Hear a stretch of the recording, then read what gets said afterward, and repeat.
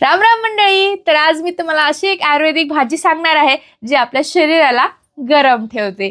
तर तुम्हाला माहितीच आहे थंडीचं प्रचंड प्रमाण वाढलेलं आहे आणि त्यासाठी आपलं शरीर गरम राहणं हे फार महत्त्वाचं आहे. कारण की तुम्हाला माहितीच आहे आपली स्किन एवढी ड्राय होत आहे की असं जसं काय ते सर्पाच्या याच्यावरली ती कात कशी राहते तशा प्रकारे दिसते पूर्ण.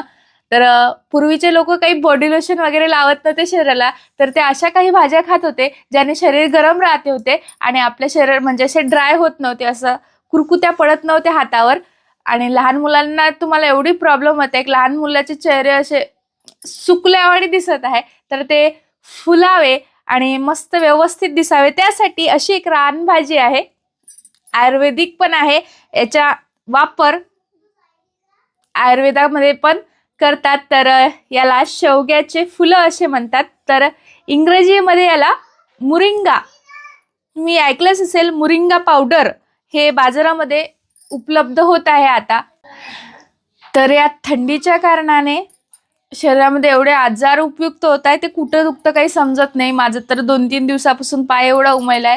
कारण स्त्रियांसाठी तर रामबाण उपाय आहे. माहितीच आहे तुम्हाला, आता डिलिव्हरी सिझरियनच चालू आहे, तर सिझर झालं म्हणजे शरीरामध्ये दुखणं चालू झालं.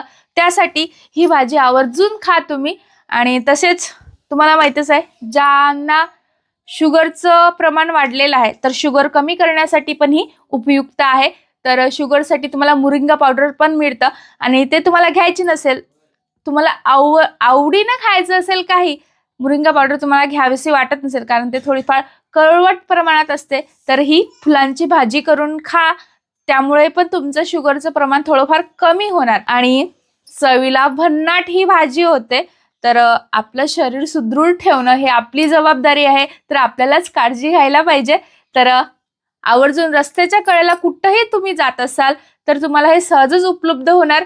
आणि आता तर एवढा बार आलेला आहे फुलांना, म्हणजे शेवग्यांच्या फुलांना, तर पूर्ण झाड पांढरं फटक दिसतं. तर कुठेही जा, तुम्हाला नजरेत जरी पडलं तर जा, तोळा आणा आणि मस्त त्याची भाजी बनवून खा. आपल्या शरीरासाठी उपयुक्त आहे, तर आणायला काही हरकत नाही. आणि विकत काही मिळणार नाही, तुम्हाला फुकटच मिळणार. आणि हे बिना फवारणीची आहे, याच्यावर कसला फवारा नाही, काहीच नाही. तर हे शरीरासाठी खूप उपयुक्त अशी भाजी आहे. तर आणा आणि खा आणि चवीला जबरदस्त. तर करायची कशी तर मी तुम्हाला करून दाखवणार, तर व्हिडिओ लास्ट पर्यंत बघा. चला तर व्हिडिओला सुरुवात करूया. तर हे बघा, जवळून दाखवा थोडेसे. हे बघा किती मस्त फुलं आलेले आहे यांना. थोडेसे जरी तोडून आणले तुम्ही तर बरेच मस्त भाजी होणार तुमची. तर हे फुलं मी सांगते कसे तोडायचे. हे घ्यायचे ना, असे सहजच सुटतात, असे असे तोडून घ्यायचे. हे बघा, तर मी बरेच तोडून पण घेतलेले. हे बघा, तर याची भाजी एकदम जबरदस्त लागते. तर माझ्या पतिदेवांना तर खूप आवडते. आम्ही आवर्जून हिवाळ्यामध्ये ही भाजी खातो. तर ही आता हिवाळ्याची माझी 7व्यांदाची भाजी होय, मला आठवते. कारण की मी यांना आवर्जून म्हणते तुम्हाला दिसली म्हणजे आणाच. तर हे बघा, मी मस्त फुलं तोडून घेतले. तर याला मी आता मस्त धुवून घेते आणि भाजीला सुरुवात करते. तर हे साईडलाच होते थोडेफार. तर आपली चूल मस्त पेटलेली आहे. ही चुलीवर ठेवली कढई आणि त्यासाठी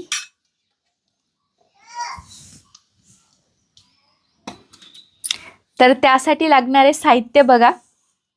तर 7-8 मी हिरव्या मिरच्या कापून घेतल्या, 5-6 लसणाच्या पाकळ्या आहे बारीक असे चिरून घेतल्या.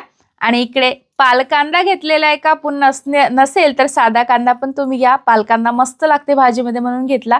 आणि इकडे कोथिंबीर घेतली मस्त चिरून हिरवीगार, आणि अर्धा टमाटर घेतलेला आहे कापून. तुम्हाला टाकायचं नसेल तर तुम्ही टाकून म्हणजे घेऊ नका. आणि इकडे बघा, अर्धा चमचा लाल तिखट, थोडीशी हळद आणि थोडीशी म्हणजे 1 चमचा धने पावडर, चवीप्रमाणे मीठ घेतलेला आहे. तर आपल्याला जास्त काही साहित्य लागणार नाही, कमी साहित्यात चवदार अशी भाजी होणार आहे आपली आज. तर आपली मस्त कढई आता तापलेली आहे. त्याच्यामध्ये आता 1 गडून मी तेल टाकते.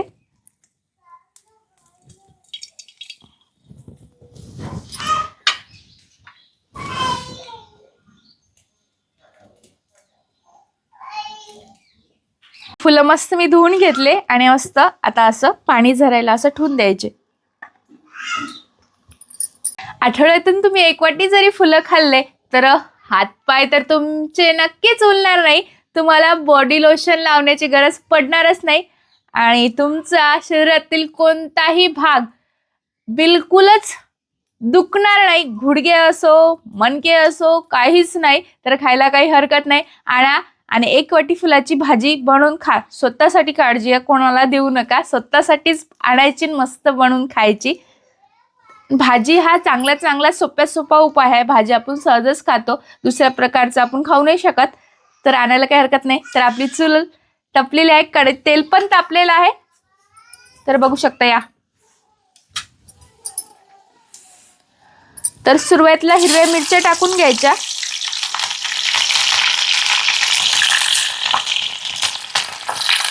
मस्त होऊ द्यायच्या. सुरुवातीला हिरव्या मिरच्या अशामुळे टाकायच्या की त्या तेलामध्ये व्यवस्थित होतात आणि त्याचा तिखटपणा तेलामध्ये उतरतो.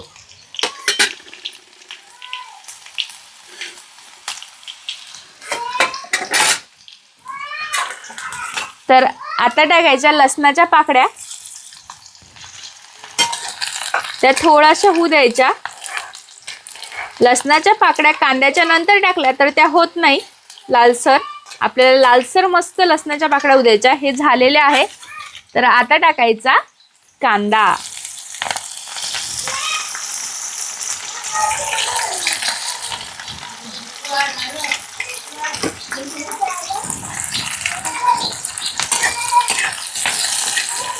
व्यवस्थित मस्त होऊ द्यायचं.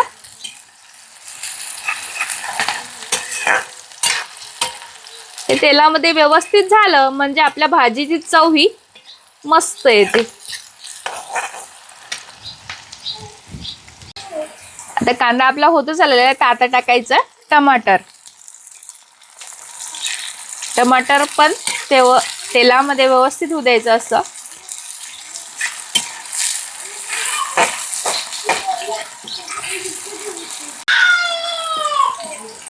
तर आपलं कांदा लसूण व्यवस्थित झालेला आहे. तर याच्यामध्ये आता मी लाल तिखट, धने पावडर, हळद आणि मीठ टाकून घेते.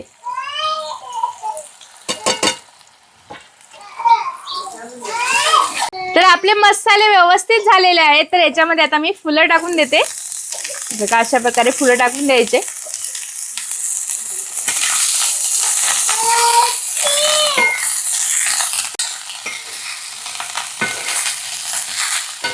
मस्त फिरून घ्यायचे. चौभोवतालून आपला हा मसाला लागला पाहिजे केलेला. कांदा, टमाटर वगैरे.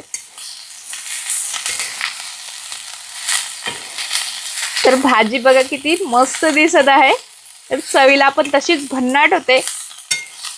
तुम्ही म्हणसान आयुर्वेदिक तर आहे पण चव पण याची भन्नाट लागते. याची चव कशी लागते हो? हा, म्हणून तर तुम्ही आणता.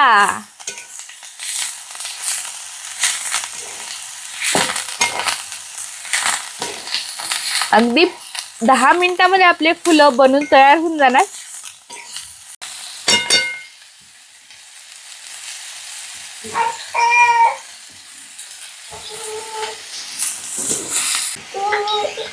तर हे बघा याच्यात मस्त आता मी कोथिंबीर टाकून देते. चांगला अग्गै पग्गै कोथिंबीर घेतलेला आहे. याने पण चव मस्त होते आणि चुलीवरच्या भाजीची चव ही वेगळीच येते. तर चुलीवर करायला विसरू नका. आणि हिवाळीची तर चुलीवरच करा. आपलं मस्त इथं आंगाई शेकणं होते आणि भाजी होते. तर याच्यावर आता मी 2-3 मिनिटांसाठी झाकण ठेवून देते.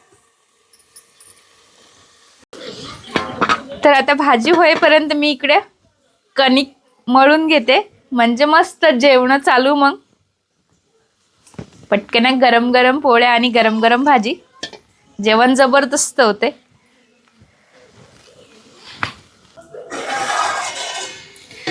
तर हे बघा मस्त पैकी आपली भाजी बनवून तयार झालेली आहे. बघू शकता किती छान दिसत आहे आणि खायला पण जबरदस्त झालेली आहे.